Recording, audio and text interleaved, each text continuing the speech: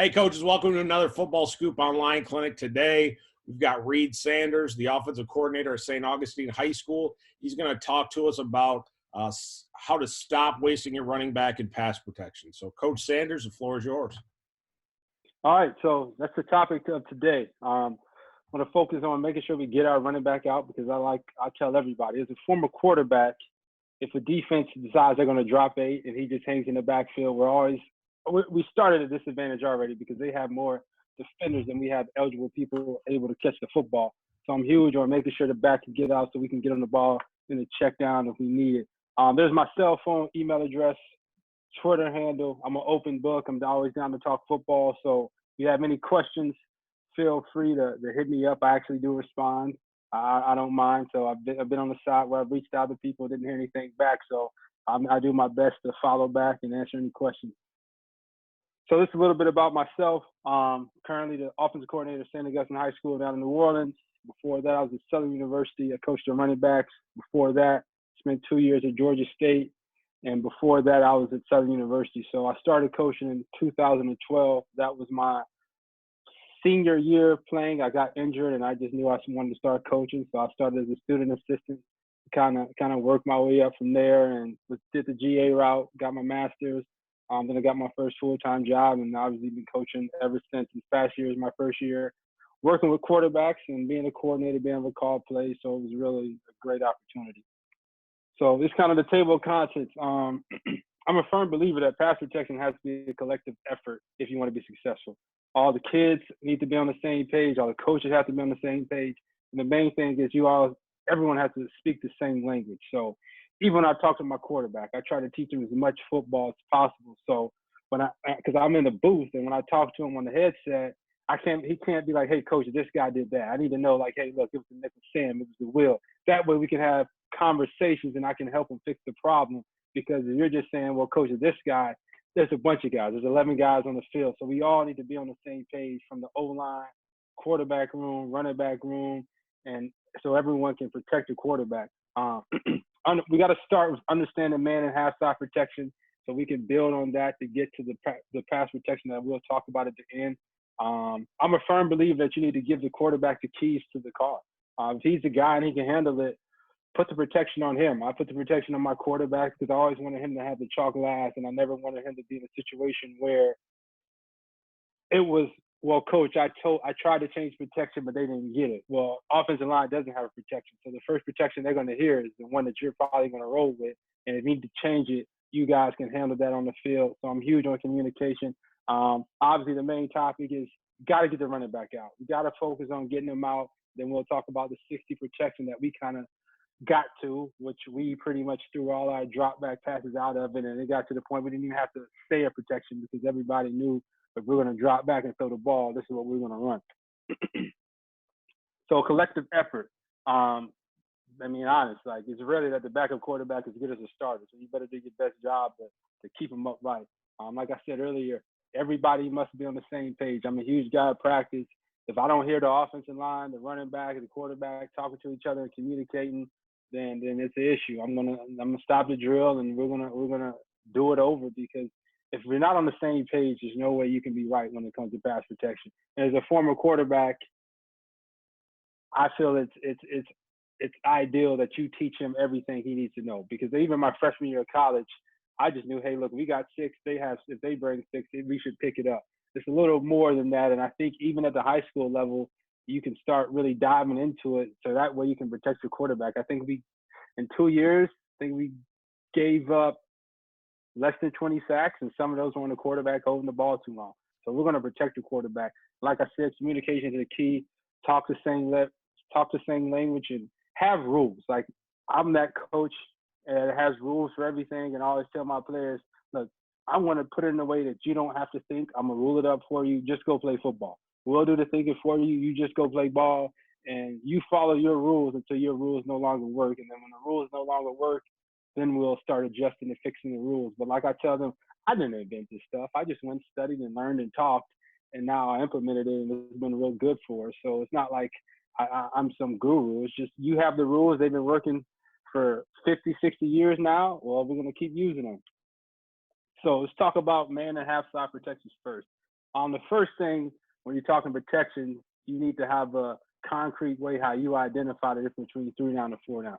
For us, if a guard is covered, 1, 2, whatever, we're going to say is a 4 down front. No guard is covered, we're going to say it's 3 down.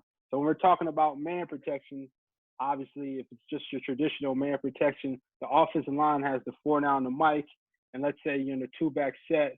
Obviously, the back on the right has anything off the edge to the right, and the back on the left has anything off the edge to the left. And these are just the rules. So obviously, the offensive tackle, their rules is on or outside. So I'll have somebody on me or outside of me, I'm going to be responsible for them. The guards are on and over, and the center is on and over. So on paper, we would say the offensive line has the 4 down the mic. If the strength is right, running back on the right, you have the Sam. Back on the left, you have the Will, and boom. That's just on paper. That's how, and that's just how it goes. And I think this is important because when we start talking about 60 protection, it's kind of a mashup of man and half side protection. And once you get good at it, you can roll. You can spin it, and you can pretty much draw up any pressure, because that was my job as the GA. We kind of implemented this in 2013 at Southern, and I had to draw up every single pressure blitz that I could possibly think of and research, and the protection picked it up, and we really had zero issues, and we've been running it ever since. So it was something that I definitely brought with me and implemented. So now we're talking about half side protection. You have a man slide, you have a slide side. The tackle, the backside tackle away from the slide, his rule is always the same. You're going to follow your big on big rule. It never change. It's never going to change. And the slide's going to start with the first uncover. So obviously how I give it to my guys, you guys on paper, you have the 4 down the Sam, running back, you have the Mike, the next defender over to any secondary defender. So he'll just know, hey, look, if we're strength is right, we're sliding right. Obviously, the offensive line has the 4 down the Sam. You have the Mike, the Will to any second defender. And if it's a 3 down front, this is how we identify it. Strength is right. We go Sam, Mike, Jack, Will. Obviously, the offensive line can block 5. You have the 3 down linemen, Sam and Mike. Running back, you know, you have the Jack, Will, any secondary defender. And obviously, the first uncovered, like I said, is going to start to slide. And once again, I rule it up for my guys. I mean, it's easy. Look, it's always going to be the center of the backside guard, because we already know the guy on the front side that's sliding, you're already sliding that way. So we're talking, if we're sliding right, the right guard and the right tackle, they already know who's sliding. So now the question is between, is it the center or is it the backside guard? And you got to dive a little bit deeper when you're talking about pass protection, because I see it on film, especially at the high school level, more so than anywhere else. The center needs to know, if I have a shade front side and the backside guard has a 3, I have to, in essence, if he nose crosses my face, I have to buy him. And I see a lot on film, breaking down film. Obviously, we're playing for my next week opponent. The center just slides thinking he has help, but the guard has to follow his big on big rules, because he's now on the man's side. And then the nose tackle is just running free to go smack the quarterback in the face, or you have your running back trying to block a 280-pound guy, and now you're in trouble. So that's what I mean by communication. We have calls that, hey, look, I mean, I'm Biggie stuck. Like, he's just saying, the guard's just saying, I'm stuck. You don't have any help? The center knows, well, now I have to buy this guy if he crosses my face, and we'll go from there. Obviously, like I said, the center, he just has to carry if the backside guard is covered. And like I said, giving your quarterback the keys. Give him the chalk last, and it cuts down on confusion. So every week, obviously, when you're studying film, especially at the high school level, defenses are true to who they are, and a lot of them aren't the greatest at disguising stuff, because you don't have the athletes that can cover that much space. And the way, obviously, the field is set up, it's a little bit tougher. So most guys tip their hands. Hey, look, if like I tell my quarterbacks, if one safety's at 14 yards, the other one's at 9 yards, but they're probably going to spin down and try to bring some kind of pressure. So you can watch film, and it takes a lot of work. So, I mean, we crawl, walk, run. I give my quarterbacks, obviously, in the spring and summer, and we spend so much time on it, because on the field, I'm not out there. And I want him to feel like he's in control, and he always has a chalk last, and he's always right. And this kind of cuts down on confusion. So I give him examples. We watch a ton of film. That way he can kind of know, hey, look, I'm in 3-by-1. Well, they went 3 over 3. The only place they can probably bring pressure is from the left. So let me just stop the protection left and just be safe. And that way I can get my back out. So little things like that, it really helps. And it'll make more sense when we start watching some of the cut-ups and going through it But I think if you have a high-level quarterback, especially a kid that you think can play at the next level, I think the more and more you can give him, the better and better he can get. Now, if it's too much, obviously take it off his plate. But like I always tell my quarterback, challenge me to make you better. So if I mean, this kid that you see in this picture, super duper hot football IQ guy, and I just gave him as much, and he did a hell of a job with it and handled it. So obviously, don't waste your running back. Like it's a numbers game. 5 is better than 4. I'm always a huge guy. And I hate it on film. Some of my guys do it. You'll see I have some clips. I'll put some bad clips on here. They're just hanging in the backfield. The offensive line, they're only rushing 4, and we're taking 5 people in the block 4, and we're just wasting the guy, and we need to make sure we get him out. One thing that I am huge on, I always tell my running back, align to where your assignment tells you to go.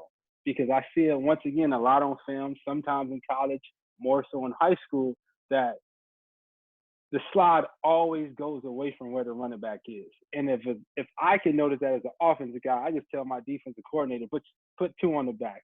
You'll make the quarterback throw hot every single time, and we can get out of this game, and we can just frustrate the opponent, because I just know that every time the back is on the right, if they're going to pass the ball, slide's going left, and obviously vice versa. And if I notice that and see that, then they're just going to blitz your back and force you to throw hot. So I always say, running back, but line up to wherever your assignment tells you, and then if you have to cross protect, so be it. That way you can kind of prevent having a tendency of, every time the back is on the right, if they're throwing the ball and they're doing a half side protection, the line's going to go away from the running back. And he has to understand protection. There needs to be a collective effort. He needs to understand, hey, look, I'm responsible for the Mike and Sam. I'm responsible for the Jack and the Will. However you identify the defenders, they need to be able to have a conversation amongst themselves. Like, there's been times at practice, my quarterback and running back, I'm like, all right, now speed it up. You guys are having a dissertation. And it's good to see and it's good to hear, but obviously you got to be mindful of the play clock. But it's good to see that they're on the same page and they're talking. I mean, I'm huge on communication. Obviously, the guy GA for Tennis Berry, that's now the head coach at Benedict College. That's another thing that I picked up from him. He was huge about communication. I mean, everybody has to be on the same page if you're going to keep the quarterback upright. And I've been about 4 seasons now, we're in a position where we really only had one quarterback. Like this year, if we lost our starting quarterback, we would have had to move a receiver to quarterback, which would have been fine, but then it completely changes everything you try to do offensively. So my mind is you better hone in on pass protection if you're going to try to drop back and throw the ball 30, 35 times a game, and make sure he can stay upright. So 60 protection, we'll talk about it, and then we'll jump into the film. So it's the double dual read man protection, and these are your 3-down rules. So if it's a 3-down front, the offensive tackle is going to identify the first, second level threat outside of the box. And the offensive guard is going to identify the first level threat. So, for example, if it's a 3-down front, you have a 5 and a backer outside of the 5. Well, that's their 1 and 2, and we would want to see them point to them. So guard knows that, hey, look, the 2 of us have the 2 of them. So the guard knows it's talking about the left guard. The left guard will know I have the 5 tackle. I know I have the backer. Now, however they unfold, it doesn't matter. If he goes inside, outside, it doesn't matter. The 2 of you guys have the 2 of them. That's your rules. Trust your rules. Stick to your rules. You're good to go. The center is always going to set for the nose of the nearest shade. So we're still in the 3-down front, or he has someone head up on him. He's yours. So if you have a center that can handle one-on-one, this is a great protection because it frees it up. And this way you can make it, as we start talking to it, you'll see it makes it so you can almost guarantee that the back is going to get out if they're going to bring 5. Because think about it, in the traditional half-side protection, if they bring Saw, even if they're only bringing 5 people, you're going to lose your back just based on it. Because the guard's going to, if they're in 3 down and they're bringing both the backers off the edge, and let's say we're sliding left, the right guard's going to slide, the tackle has to follow his big on big rule, and the back has to get the backer off the edge on the right, then the tackle should collect the backer coming off the edge to the left, and now you just, once again, you wasted your back. But you'll see when teams run Saw, and you run 60 protection, and you can call it anything that you want, well, now we have an answer for it. We know I can back and get out. And talking about the running back, he's responsible for the 2 inside threats. So let's say they're in the traditional just 3-4. So they have a guy head up on the center, 2 5s, and they got the 4 backers. Let's say the strength is right. They have the Sam, Mike, the Jack, and the Will. So the left guard, left tackle, you have that 5, and you have the Will. Right guard, right tackle, you have the 5, and you have the Sam. And the running back has the 2 interior backers.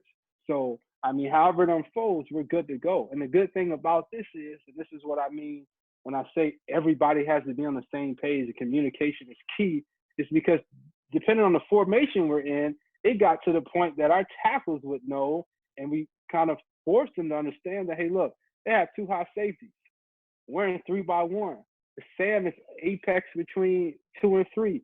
He's not a threat to come right tackle. Let's say the strength is still right tackle. So then in turn, he would make a flip call, which means now he would just buy the mic, and now there's one less guy that the running back has to be worried about. So we could, and if, even if you're in 2-by-2, and they were still in the traditional 3-4 front, and the Sam and the Will, and it'll make more sense on film. The Sam and the Will are apexing number 2. Well, tackles, y'all know those guys aren't a threat to come if they play 2 high safeties. So, I mean, this is something that took time learning, especially at the high school level. Obviously, have more time with the college guys, but they got it. And I feel kids can learn anything. It's just all about giving it to them, repping it, walking through, showing them visuals. Because once we got good at this, we only ran 1 protection. And it didn't matter what blitz you were going to run or pressure. If you brought 6, we'd have to use our back. But mostly every 5-man pressure you can think of, we were able to pick it up with the 5 offensive linemen, and our back was able to get out, and we were able to go. So 4-down rules. You have to check out a protection if you get a mirrored front. So if you get 2 3s, 2 2s, 2 2Is, whatever it is, you have to check out of it, because once again, we're talking about rules. The center has to set to the nose and the nearest shade. Well, if it's a mirrored front, he has nowhere to go. So then we're just going to go back to our traditional half slide rules. So the offensive tackle and the offensive guard on the 3-5 side, they're going to follow the traditional man rules, and they're good to go. Once again, the center is going to set for the nose and the nearest shade, and the offensive guard and the offensive tackle on the shade 5 side are still going to follow their rules. They're going to identify the first level threat if you're the guard, and the offensive tackle is going to identify the second level threat outside the box. So, and the running back is going to start on the 3-5 side, identify the second level threats, and work inside out. And then we'll show you on film. But once again, everything is ruled up for the guys, and they're good to go. And all it is reps. And then you can see how everything kicks in. So I'm going to jump to film.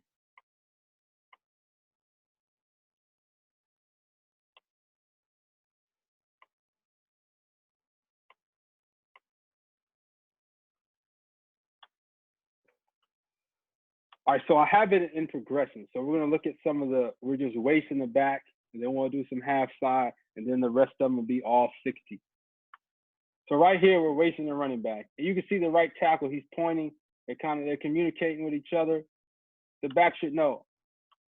So we're sliding right. The back should be out, but we're wasting him. He's in the backfield doing absolutely nothing. He should be out on his route. We're sliding right. We should be good to go. Left guard, once again, we got better at year 2. This is year 1. Left guard needs to be sliding right too.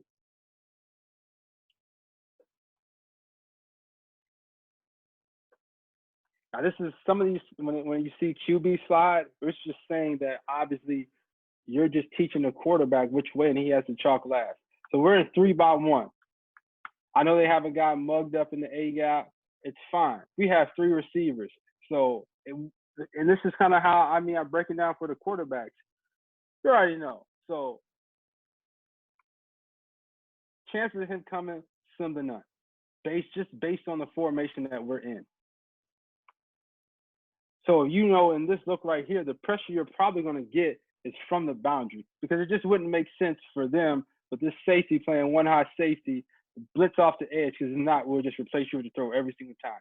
Now, if he bossed over some, now it might make a little bit more sense. But we just knew based on film that they were mostly a boundary pressure team. So, hey, look, quarterback, slide it left, and we good to go. Now the back is out. Now and you'll see it better from the back view. So the first thing they should do when they come to the line, 3 down to 4 down, yeah, he's mugged up, but we're still going to say we're good to go. He's going to slide, and they're just going to fall right into it. So the quarterback knows, like, look, you have the chalk last. Based on film review, based on the formation, based on the defense, you have the chalk last, and you slide to protection. So we good to go. Obviously, C gap, B gap, front side A gap, back side A gap. And our center wasn't a big guy. He was a tight end that we moved to center. He was about 215 pounds, 220 pounds, and he did a great job. If you have a little fight and a little grit, I mean, you can be successful at this level. Once again, we're in 3-by-1. They went 3 over 3. So 9 times out of 10, the quarterback in this look, hey, look, he probably should have slid it right. I'm sure he does. He does. Because you already know it doesn't make sense with this safety being this far back, and the tackles see it too. The center sees it, and we spend so much time going over pass protection because we just know, look, hey, look, if we're going to attempt to throw the ball as much, that everybody has to be on the same page. So he knows it. He knows it. They're going to look at the safety, and they should be able to tell you, hey, look, coach, it's 1 high or it's 2 high, that kind of stuff. Quarterback knows. Slide it right. Because the potential of pressure is going to come from your right. Now, once again, the running back is a young guy, so I know it's a lot on him, but he should be out. He should be out catching this ball. He's supposed to replace the shallow. He should be over here, and it should be an easy completion. He's wide open. And you'll see it better here. So we would say this is a 4 down front, sliding right, man, you'll start to slide, and we're good to go.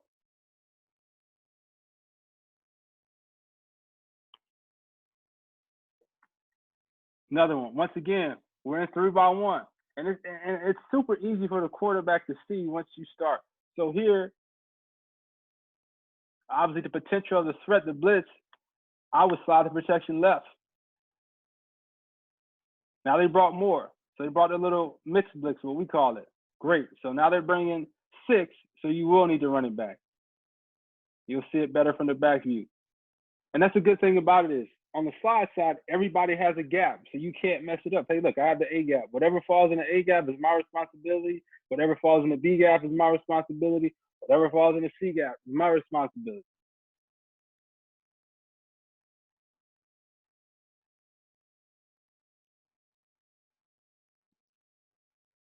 Now all they're going to do, hey, look, you're going to exchange them.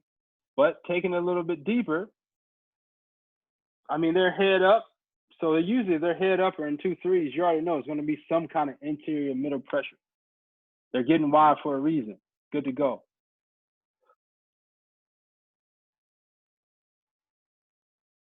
Same thing here. Based on the formation, 2 high safeties, pressure probably going to come from the boundary. We're wasting the running back. If he slides to the left, we're good to go. So this is early in the season. We make a mistake, but obviously we got better. So let's go look at some 60 protection clips because that's what I really want to dive into.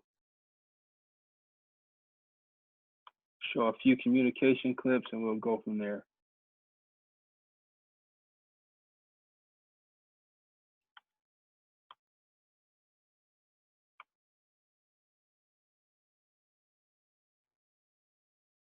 So this is a lack of communication right here. So the quarterback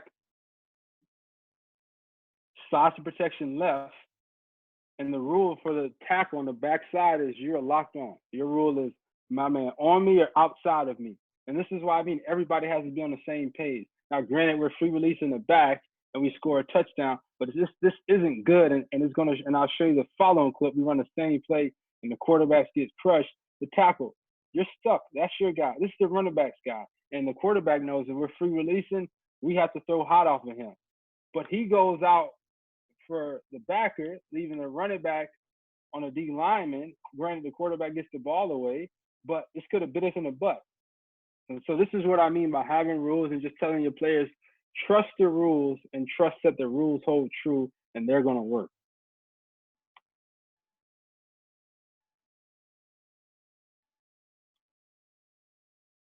Same play. So this exact same play, exact same formation, and we just threw a touchdown off of it, and now the quarterback's about to get smacked. So once again, this shows the lack of communication and us not being on the same page, and the quarterback takes a hell of a hit. The quarterback does right. We just know based on the formation that the pressure they're probably going to bring is from the boundary. So he does right. He slides it right, but our right tackle is not following his rules. You got the widest rusher. The widest rusher runs right by you, and our quarterback takes one. Now he gets up, but now obviously he needs to get rid of the ball too. But in the same token, we shouldn't have any issues in pass protection. The right tackle, that's 100% on you, and we got it fixed.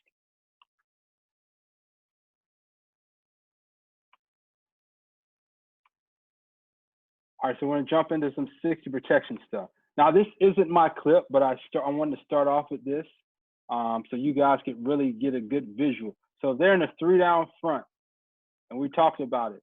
So let's start on the left side. Left tackle, you're gonna identify the first, second level threat outside of you, which would be his 1. And now we're talking about, once again, left guard. You're gonna identify the first level threat outside of you, which is this 5. So that's their 1 and 2. However it unfolds, you guys have them, you good to go. Same thing on this side. Center, lock on. Your rule says you have the nose of the nearest shades. You're good to go. Then the 3-down front. And then this is right guard, right tackle. This is their 1, and this is their 2. So running backs, like we said earlier, the running backs are responsible for the first and the 2 interior backers.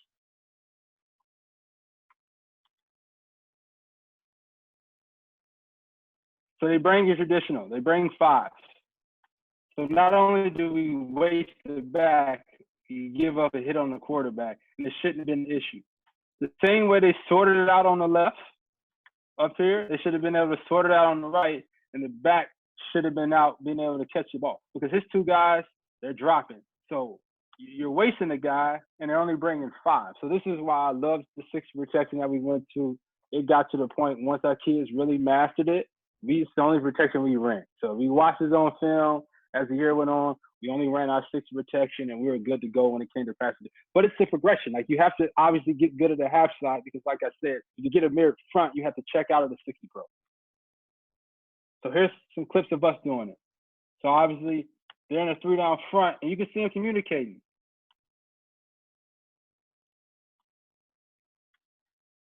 So we'll start on the right side. Right guard, right tackle. On paper, this would be their 1, and this would be their 2. But like they know, and we know, and the quarterback knows, we have an eligible receiver here. So it doesn't make much sense for them to blitz him off the edge and leave us with this much space. So they probably made a flip call. And when we say a flip call is, like we talked about earlier, all that is they're letting the back know, hey, look, we're going to take one of your guys off of you. We're going to flip it back inside because we don't think he's a threat to come. We'll flip it inside. So now this is our new 1, and this is our new 2. So the 2 of us are responsible for them. Center, you're going to set for the nearest shade or the nose. Yes, you're still your same rules. The same thing on this side. Initially, this is their 1, and this is their 2, because think about their rule. I'm going to identify the first, second level threat outside of me, and there he goes. That's my 1. The first level threat outside of me, there you go. So those 2 guys have these 2. But once again, we're in 3-by-1, and they kind of doing a little 3-over-3. We knew he probably wasn't a threat to come. So I'm sure that both tackles slipped it inside. So now the 5 of them, our 5 offensive linemen, are going to block 5 of them. And we should be good to go. And we are. So, I mean, they bring 1, back is out. And we can guarantee our back was out. We'll see it from this view here. So all of this is communicate. You can see the guys at the line, they're talking, they're saying, hey, look, well, we know he's probably not a threat to come. We're going to bank that he's probably not a threat to come. If pressure is going to come, it's probably going to come from the interior. But once again, we have 5, they have 5, and if we know it's a team that only wants to bring 5 guys and not send a true blitz, because to me a blitz is 6 or more, they just want to pressure you, just make sure, put your offensive lineman in a position where they can handle it. So you'll see We good to go. Quarterback can hang back in the pocket, and we good. And that's a good thing about this. It's an easy way to get double teams. Now we knew that based on the game plan, if the defense at the nose was a hell of a guy, we would always tell the guards to help the center because he was light in the pants. But if not, if we knew we could hold his own, well, we're going to get double teams on the edge or wherever it was, and we're able to complete the ball down the field. Same look. So they're in one high. Move this up the way. They're in one high. And we're in 3-by-1.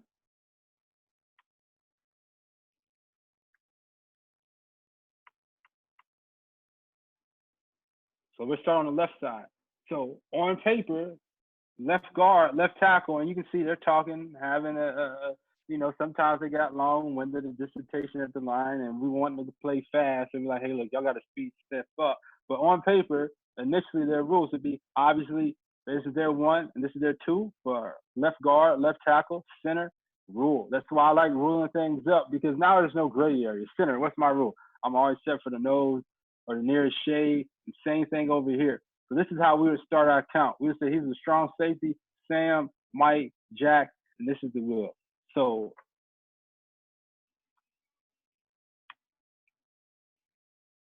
the running back have the 2 interior guys. Left guard, left tackle, you have the 5 and the Sam. Right guard, right tackle, you have the 5 and the Will. Running back, you have the Jack and the Mike. And you can see, look at the right tackle. He's pointing them, he's talking. He say, look, this is what we have. We good to go. And we good. Back is out. We don't have to worry about it because we knew they were only going to they run a real blitz team. They were a real pressure. They want to try to bring 5 or put you in the position where they can bring 4 and have you waste your back. But this protection, once you get good at it, it pretty much alleviates all that kind of stuff. It got to the point that defensive would just stop trying to pressure us and say, hey, look, we'd rather drop back and play zone because we're not getting home. And we're sending pressure. They're getting the back out. So now we're wasting a guy, but we'd rather drop back in zone and try to have more bodies and then have eligible receivers to catch the ball. Now, I don't like what my left guard is doing. He should be helping the center or the tackle, whoever. I just don't want him hanging out in la-la land because that should be a free shot. But you can see how it unfolds. And once you teach it to them, we good to go. And once again, they made a flip call here. And the reason they made a flip call was because the eligible receiver got to have someone to cover him. And we kind of knew that anytime 5 was on the side of the back, he was their best player, and our back was one of our better players, that 9 out of 10 weren't going to bring him. So he probably made a flip call. I'm sure that's what they're talking about at the beginning of the play. Hey, look, you and I have him. We're going to flip it inside. As soon as the back knows, he hears a flip call. Well, I only have to think about one more guy in the box because the offensive line is going to handle everything else. We're good to go. So we picked it up. We good. See it better from this view.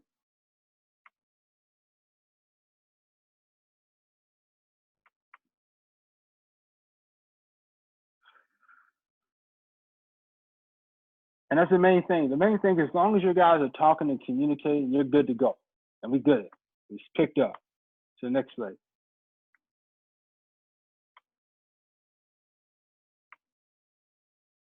Still like 60 protection.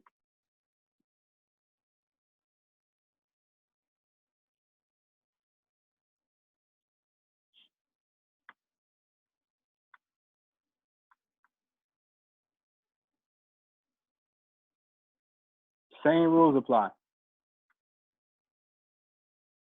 Once again, we're in 3-by-1.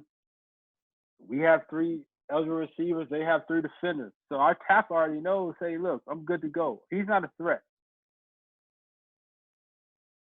So his eyes should be inside. We should get a flip call in the back. We'll see it better, be better from this view. They're still in their 3 down front. So on paper, obviously, when they initially lined up, obviously right tackle, right guard, you're responsible for these 2. This is your 1 and 2 on paper. But once again, we already said that we already know he's not a threat to come. So this is what I mean. Like your tackles, and everybody has to be on the same page because your tackles have to notice it too. They have 1 high safety, we're in 3-by-1.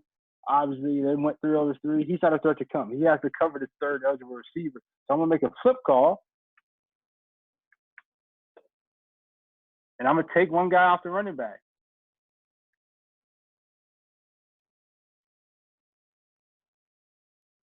Same thing here. This is their 1 and 2, and they're good to go. Back is out. We're running.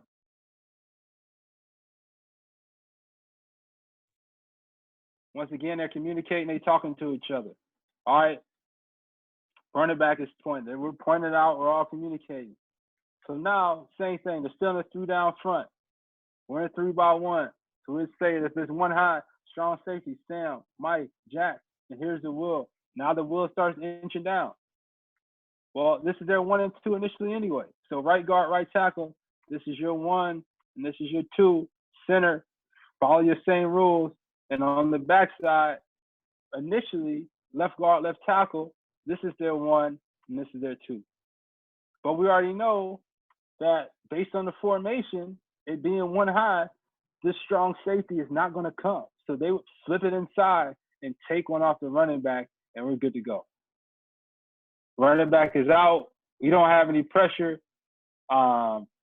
Quarterback should be able to hang in the pocket, but you can just see how it unfolds. And regardless, look up top. Regardless of how it goes, you two are responsible for it. And now it's just playing basketball. Look, that's your man, this is my man, and however they come, we're going to switch it off, and we're good to go.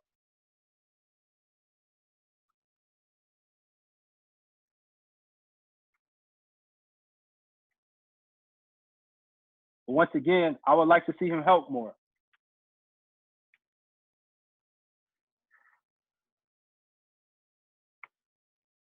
They're still in a 3 down front. We're in 3 by 1. So let's say strong safety, Sam, Mike, Jack, Will.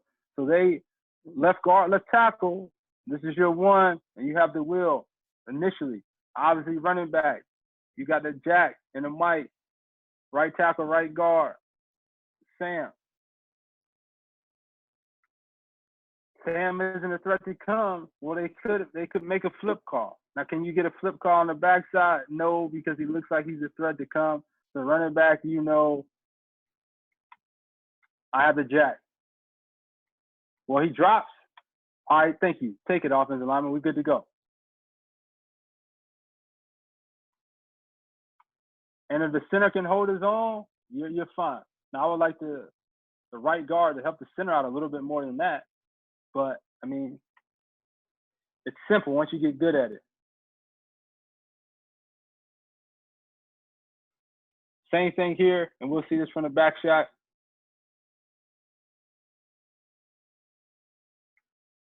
You can see number 1 kind of point. You can kind of see it around the goalpost because they're all communicating. And as long as your guys are on the same page, right, wrong, and indifferent, and like I tell them, you guys are going to be wrong playing the same cover, playing the same protection.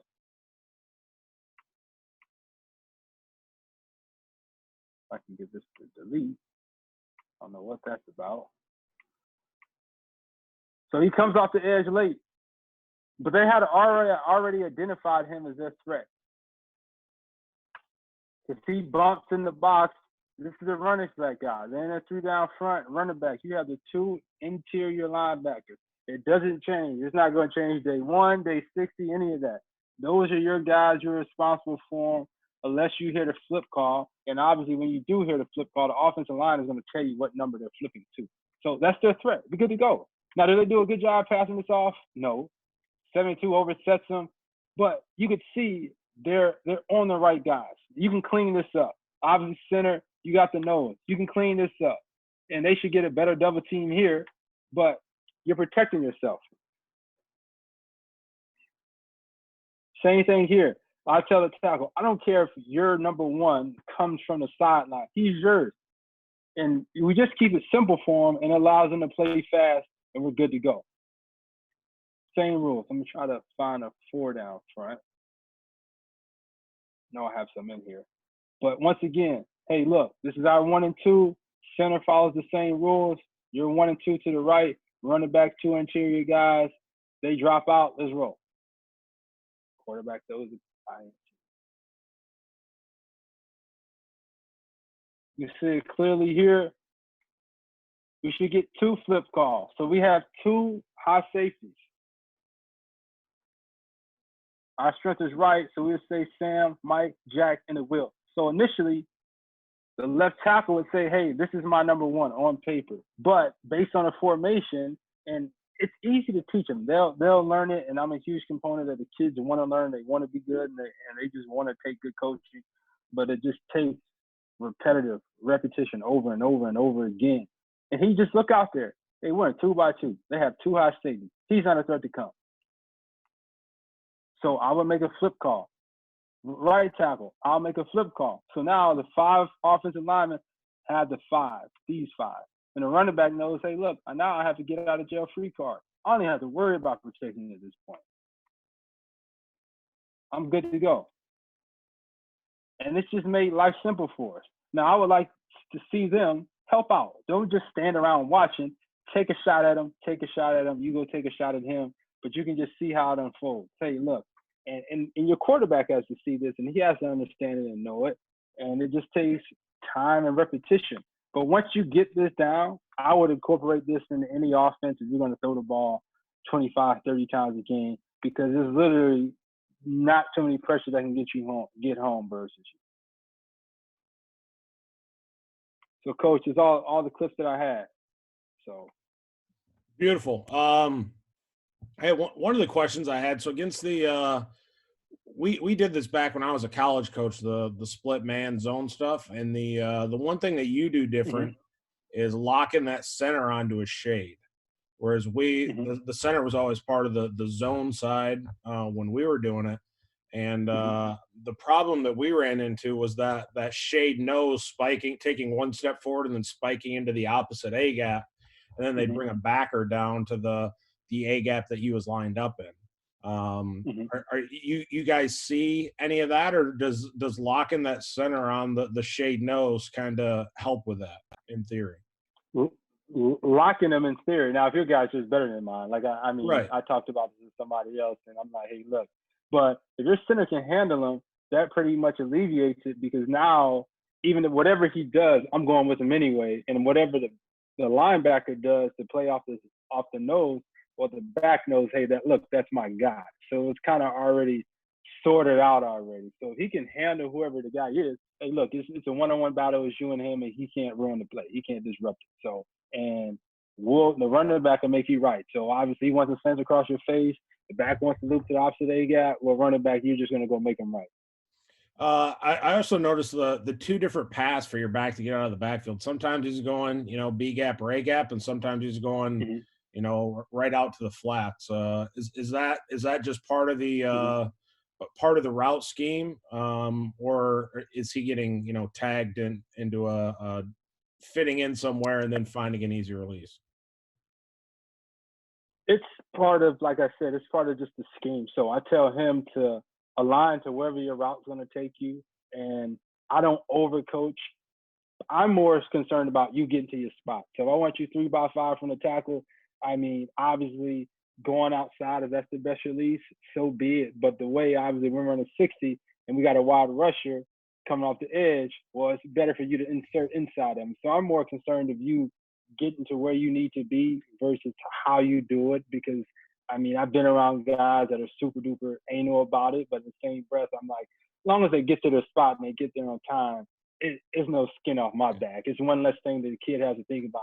Oh, I gotta go outside, because I've seen a guy trip over the tackle because he was tackle was kicking wide and he's trying to get wide. I'm like, well, just go inside of him, like because I guess my thing is, and everything, and I tell my quarterbacks too, we always want to take the path of least resistance. So they're gonna give us a 5-yard hitch up and down the field.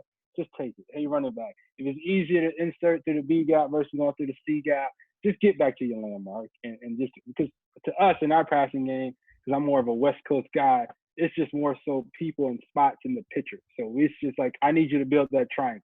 Just get to that triangle. Now, based on what your route is, I want you to run a route that's similar to it. But how you starting point, I've never been one that's been super picky about, it needs to be done this way.